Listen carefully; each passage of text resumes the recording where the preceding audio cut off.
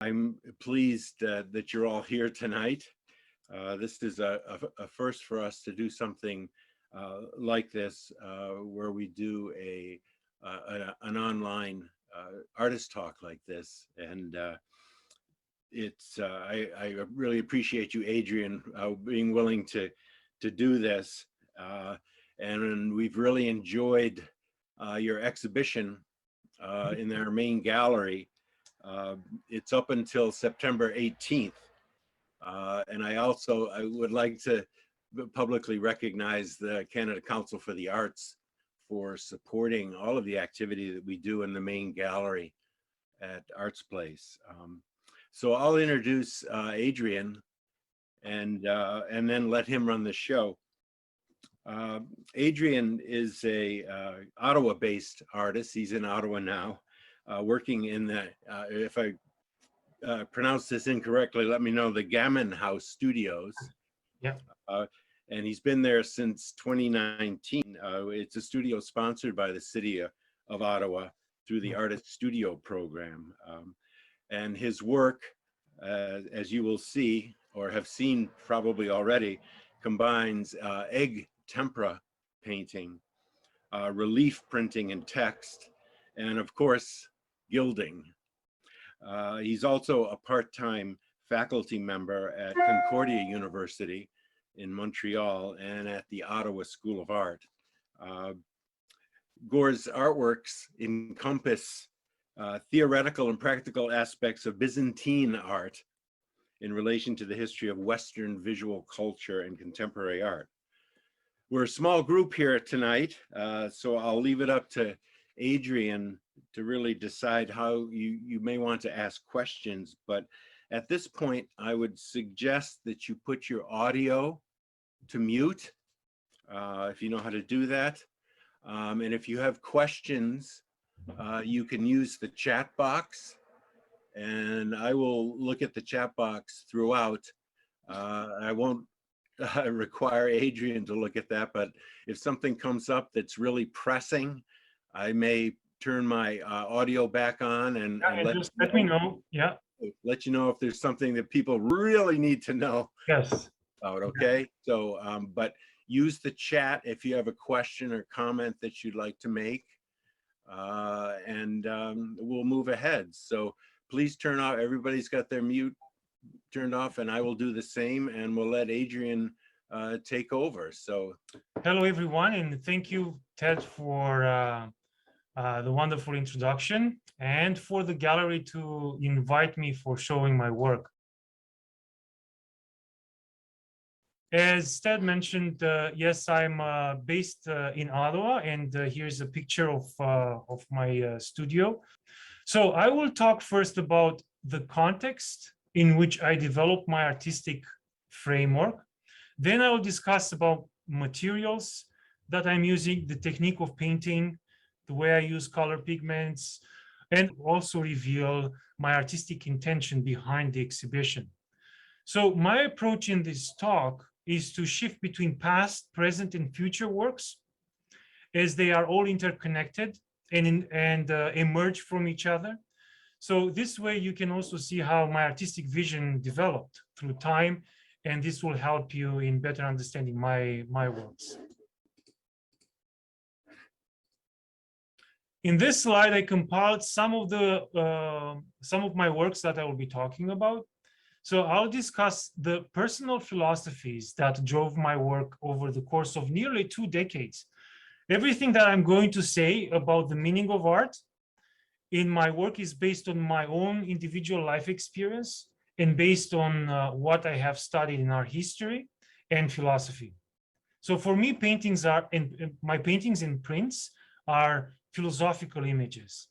To be more precise, my opinion on art and art making is based on a combination of personal opinions about the world and scholarly ideas about icons, the Marxist critique on ideology and capitalism, and I'm strongly influenced by contemporary philosophers as Slavoj Žižek and Boris Groys. What interests and concerns me in my art practice is based on common social, political, issues that we all hear about on the news. However, I do not ask my viewers to see and perceive these issues that I portray in my paintings in the same manner. Obviously, we are all determined by our own contexts, by our own cultural context in understanding and seeing the world, and by our own psychological experiences. This is one of my recent paintings, which reflects my new direction in art making, and it represents a landscape made out of prehistorical symbols of matriarchy, as opposed to today's patriarchal societies. Here, I am strongly influenced by archaeologist and anthropologist Marija Gimbutas, just to show how, in which direction I'm heading. So, what does my work mean to me personally? First, to mirror the context in which I live, in order to question and understand established notions of truth and reality. And second, I see my work as a way to evoke transformative, symbolic ways of seeing the world to predict a possible future for humanity. Now, what should my work mean to my viewers? I could comment here on the theoretical and historical aspect that inspired my work and offer a critical reflection on our society. So my work, I don't see it as depicting the beautiful. I do not work with the idea of beauty. I actually work against idealized images, notions of beauty. So I would say that my work shows a different, inverted way of seeing certain popular symbols that surround us through incomprehensible quasi-narratives. I say quasi-narratives as I compose them myself with my own meanings.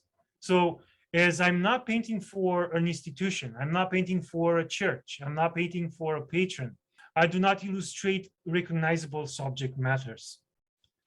Some of my drawings and paintings are a bit difficult to understand. However, I also make use of simpler, easier to read scenarios, as people staying in line with shopping carts or posing on pedestals. But my deeper meaning is allegorical and always driven by a biographical interest. I think we learn to see the value of things according to our context. And as an artist, I depend on my own context. So I spent my childhood under the brutal dictatorial regime of Ceausescu in Eastern Europe. So staying in line, in this kind of lines, as you see in this slide, for hours was a common thing in my childhood.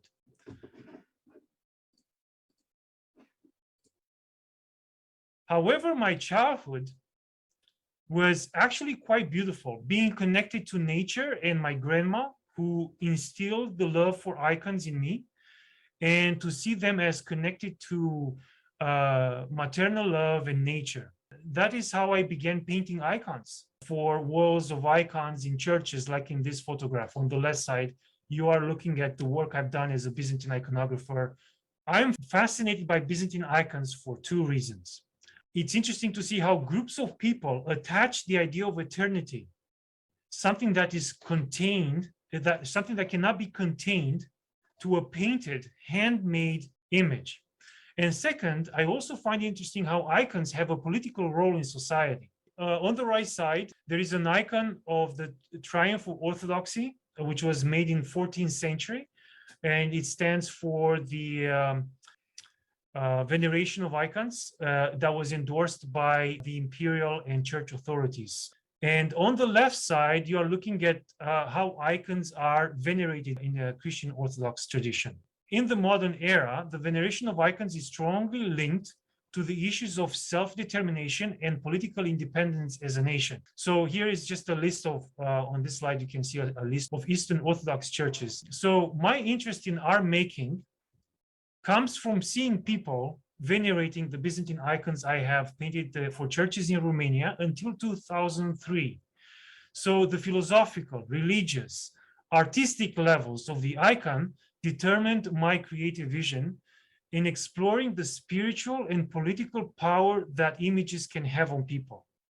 So in painting these icons and seeing how they were venerated made me think of how painted portraits depicted artistically in a very specific way can inspire viewers to interact through rituals with someone that is not present in a physical sense, that is a dead person, that is sanctified. So I'm captivated by this type of human experience with art objects that are connected to a sense of eternity. Having to immigrate to Canada after my BFA and experiencing the multicultural environment of Canada and having the opportunity to study at the graduate level, in a non-nationalistic environment about Byzantine icons, changed my mentality and creativity. First, Canada made me shift my interest in the traditional icons into the artistic realm and made me search for the meaning of icons outside of its traditional boundaries. And I do this by using a figurative style that enables me to suggest various ambiguous stories. I don't do clear illustrations or of an idea. And I don't paint purely abstract or minimalist, as it removes the content. So I don't work just with the materiality of the paint, as I strongly believe in the existence of symbols and their powerful effect on us. And I do not make conceptual or performance art, as this would remove the iconic symbols that I refer to. Figurative style works best for me in visualizing both the content and form of an artwork. However, I do not aim towards naturalism or realism, as this approach favors form over content. So for this reason, I look at the Byzantine philosophy of icons and also pop art, because through my graduate studies, I discovered that Byzantine art influenced tremendously pop artists such as Andy Warhol. He was also coming from the same background, cultural background as myself. He grew up with icons. So I look at Byzantine art like Andy Warhol as a way to balance the relationship between form and content. So on the left, there is one of my traditional icons. So this is how I used to paint before moving to Canada. And on the right side, there is a detail from Breaking the Linear Momentum, which is a neck tempera painting exhibited right now in the show. So what is the difference between my work as an artist and as a former iconographer? Icons are considered as not being painted. They are considered as being written. That is, iconographers do not paint. They participate in writing a Christian story of seeing human beings as holy, eternal persons. As an artist, I do not write about popular religious stories. The works that I exhibit in this show are painted as a way to question established ideologies. I make references to our historical narratives, but I do not paint to enact those narratives. I only allude to stories. So as an artist, I do not paint icons. I just want to show you some more of my work that I've done as a former Byzantine iconographer. This is a shrine that I did in Bacău County in Romania. So my artistic approach to this tradition of painting icons is twofold.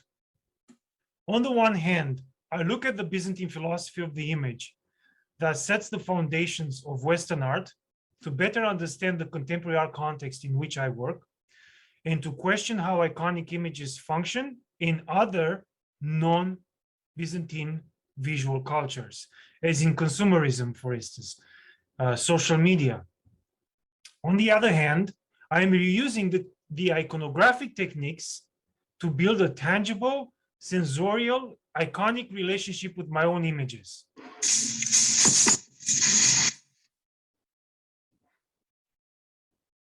The technique of painting icons provides me with a concrete method of using materials to build an image that would last for thousands of years.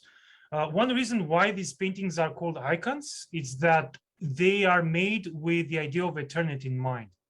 And this idea is also reflected in the choice of materials. For instance, I use gold leaf. Tomorrow, I will be giving a workshop in gold leafing.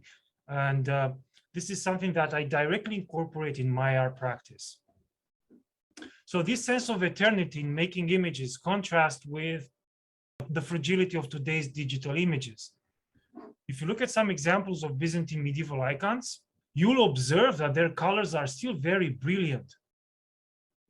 However, it's not just the, the durability of materials per se that really fascinates me, but also the artistic method of capturing light and color on a painted surface for as long as possible through a harmonious relationship between materials, such as wood, glass, animal hide, egg yolk, vinegar, powder pigments, marble dust, gold leaf, and natural resins. So in handling all these materials, myself as an artist, I can build a strong connection to them, to these materials, and to the history of using these materials. For instance, when I prepare my wooden panels with fresh gesso, I make my paints by mixing pigments and fresh yolk binder. I build a relationship with my materials that I cannot experience when using contemporary art materials, such as acrylic paints or ready-made art products. I also use acrylic painting in my printmaking, but for my paintings, I stick with this tradition. Acrylic-based paints are mass-produced colors, pre-mixed and ready to use, right? However, I find that this approach to using colors builds on a superficial relationship between artists and materials, which takes colors and materials for granted. And this consumerist approach to color manifests now in every aspect of our living, disconnecting people from the history and original meaning of colors. So these are some of the issues that I've been addressing in my work at the narrative level. If you look at my work, you'll see that I'm questioning our relationship or consumerist relationship with images, with products, with elements that surround us in this consumerist environment.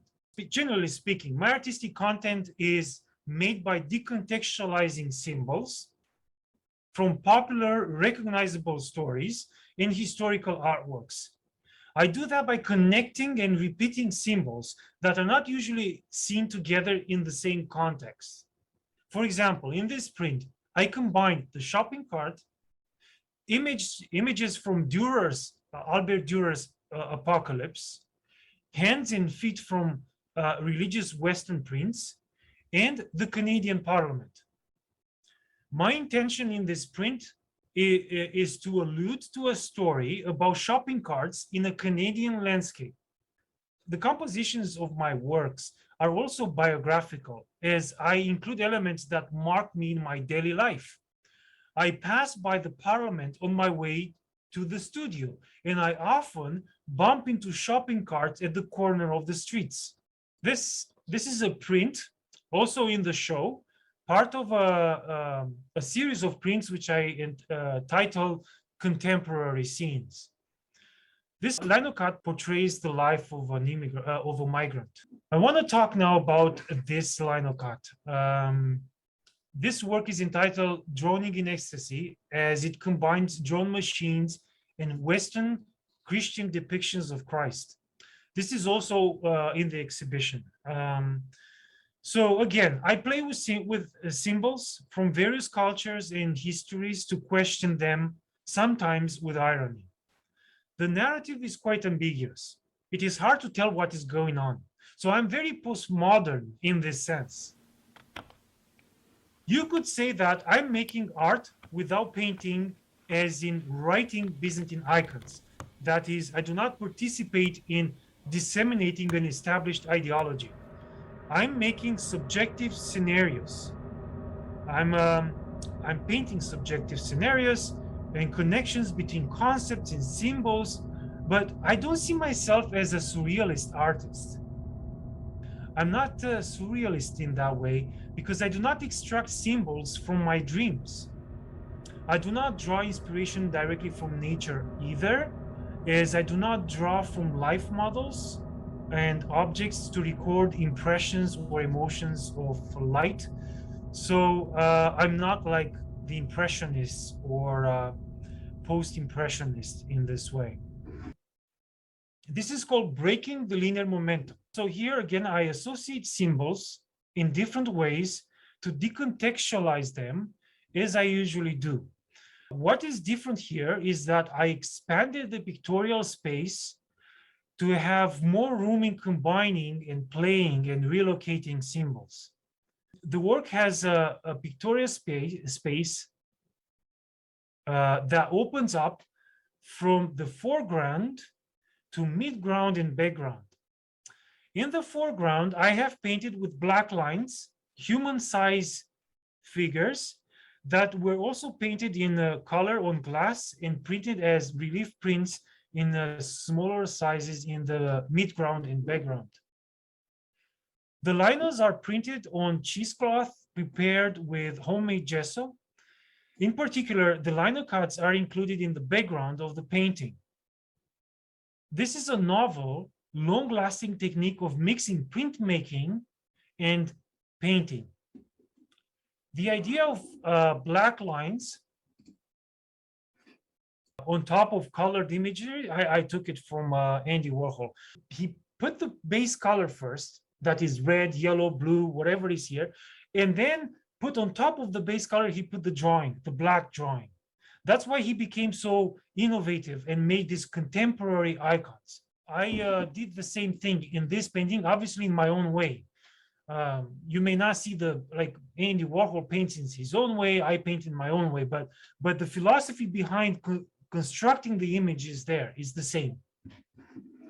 So at first glance, this work appears to have a geometric composition, which is based on the ancient golden rule to reflect cosmic and natural patterns, therefore bringing a sense of spirituality in my painting. The triangles in the center break the order of squares based on the golden rule, bringing a sense of chaos in order, or in the order of the squares. So if you go to the gallery and if you look at the painting in person, you will notice that there are a lot of figurines. And these figurines, I see them as symbols, but these figurines are actually taken from art history. I recall the historical figures as nether-faced, which is how medieval iconographers pictures humanoid devils to inspire fear in viewers. The nether-faced devils are both figural and literal sense of inversion. They are signs of the fallen, twisted, upside-down mentality. They are exemplary of the disintegration, fragmentation, incongruity, antithesis, exaggeration, adaptation, juxtaposition, and recombination. All the medieval manuscripts and illuminations, sculptures, wall paintings, and icons are full of humanoid devils that possesses a humanoid face or a head in place of its genitals. Just as Byzantine icons inspire veneration and serenity, the demonic icons provoked revulsion, disgust, and panic. So the ideological function of demonized human anatomy in showing fear has been used even by Shakespeare. Like, it's a very interesting tool at the symbolic level that an artist can use today to comment on contemporary society. So in my work, I use the medieval semiotic of inversion to represent someone who has her face or mind relocated, and to take art historical figures of influence outside of their established cultural, scholarly context. Again, I'm being postmodern in my intention here. So here in this slide, you are looking at a collection of all the little devils that I collected from medieval iconography that I like to use, or I used in some of my paintings. You can actually see there is actually in this painting, I incorporated some of these, this one called the open view without a veil. This painting is full of this nether-faced figures. This painting alludes to narratives with political, social, consumerist implications that define both past and present societies. I depict ongoing issues as heard on the news and from social media. And I'm employing a moralistic medieval gaze. So I made this painting before the pandemic started, and it depicts contemporary scenes as people staying in line, scenes of war and migration, crowds cheering or protesting. Between these scenes, I played medieval depictions of devils, especially figures of the devils taken from Byzantine iconography, which have nether faces. They are the signs of the twisted upside down mentality that causes the ongoing issues of violence that humanity faces since ancient and medieval times. At the center of this painting, there is a little mirror made to resemble an icon covered with 24 carats gold leaf for viewers to see their reflective portraits in the midst of the current state of chaos. So by placing a mirror made out of gold in the middle of the painting, in a way, I incorporate the viewer's faces in the painting to reflect on our relationship to what is happening in the world.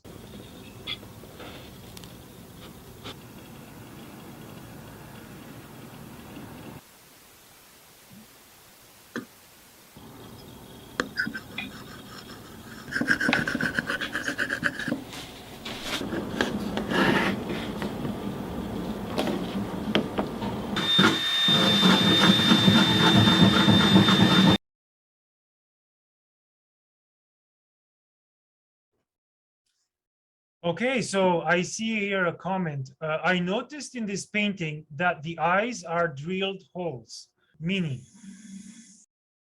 I read about how Western thinkers think about Byzantine icons. So the drilling of holes in the eyes, if you notice that in my paintings, that's a very good point. I got it from phenomenology. So there are two main sources of inspiration for why I'm doing this. There was a tradition in Russia where Byzantine icons were Byzantine artists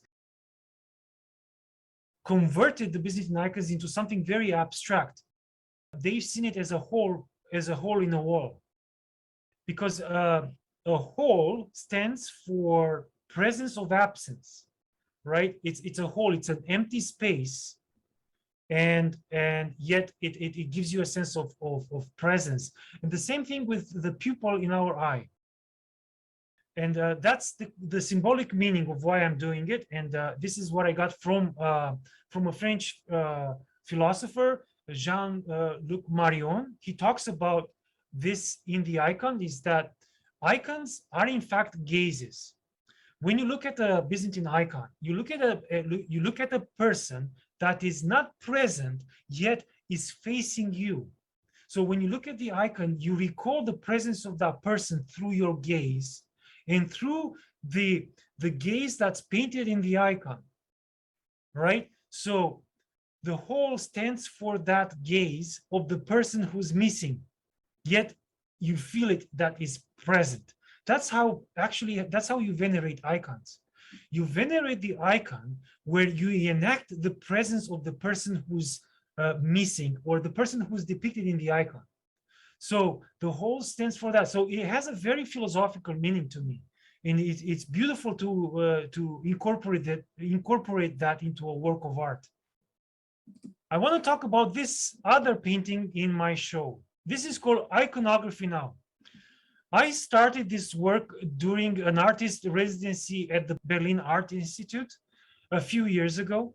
In the top part of the work, I went even further in using the Byzantine technique in a new way. I have blinded the wooden boards used in making icons into chips, which I mixed then with rabbit skin lint, and then I used, I put also gesso in it. So I ended up with these different kind of curved surfaces by using the same traditional materials. I call these materials wood skins. So again, I allude to narratives about consumerism in today's world of shopping malls. And it also incorporates life-size body casts of hand and feet, giving a sense of presence and sensitivity to the human body as reflective of the current cultural and political context. 24 carats gold leaf is used in delineating or highlighting sections within the narratives, like you see in Byzantine iconographies, all these friezes. Even Egyptian iconographies uses the frieze format, so I play with this idea. I depict here nether-faced devils behind people who stay in line with golden shopping carts. So the shopping carts is a leitmotif in my work, which I see it as a daily container of desires and notions of truth. These are the thoughts that I had when painting this. So the painting visualizes a general aspect of consumerist society. For some of us, the thrill of shopping fills a gap that once was filled by religion. And this is the reason why I transformed the shopping cart into a new golden icon.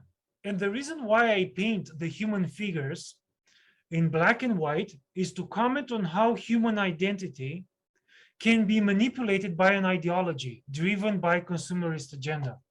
Today's consumers market and visual culture are connected to fashioning an individual identity. So we are asked to buy beyond our needs, to build a unique, special identity. We identify with the products that we buy.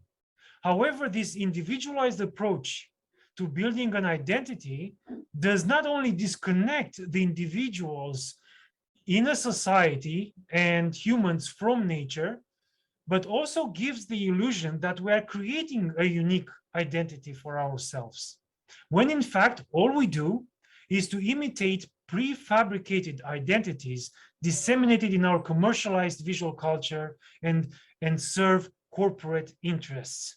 So I painted the figures in gray as if lacking any true individuality. The artist Banksy said that art should comfort the disturbed and disturb the comfortable.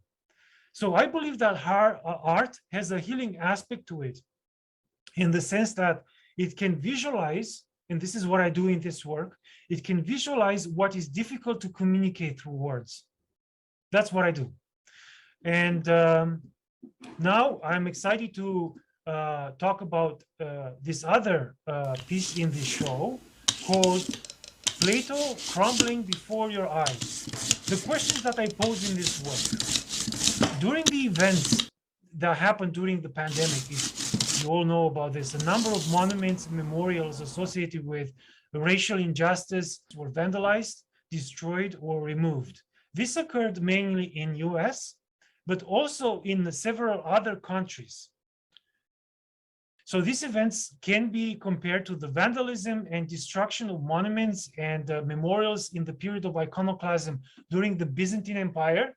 Byzantine Empire is famous for two iconoclastic wars.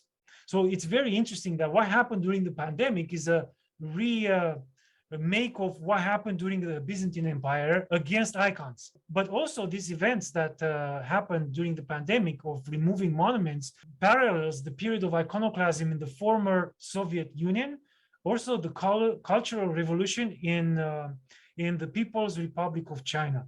This print looks at an ancient thinker whose thoughts contributed to the Western system in which we are all living today. And with this work, all I want to do is not to decapitate anybody, to destroy anybody, but is to open up a conversation, a dialogue about historical figures of power that lived, marked, and determined mentalities, determined ideologies. Is it worth discussing their legacies and idealized notions of truth? So this relief print can be about disintegration or transformation of an ideology. I'm disassembling the statue of an important Western thinker, Plato. Yes, I'm removing the head of the statue, but it's not about decapitation and instigating violence. It is about rethinking its place, repositioning his mind. For example, Plato came up with a theory of forms, a mode of thinking, and a worldview that defined Western art. The theory of forms that Plato came up with influenced Western artists to think that form is superior to color. So as form can better define a view of the world, that is an ideology. So from this point of view, form stands for order and knowledge, and color stands for emotion in a work of art, or even for chaos.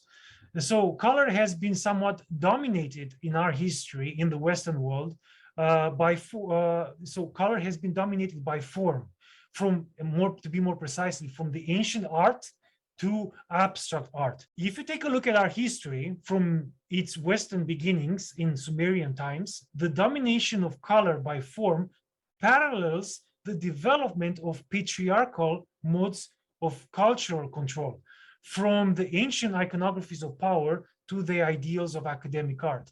I wanted to kind of finalize now my talk with this work that's in the show. In this work, I explore for the first time neon light. So this work has, I incorporated behind the wood skin, as you can see now that you're familiar with my process. I play here with wood skins as well, printmaking, egg tempera, and I added some light because I'm inspired by minimalist artists. However, just to kind of comment on the imagery, this work includes the figure of Aristotle, another popular Greek philosopher. Aristotle also used the theory of form to position reason as superior to color and emotion.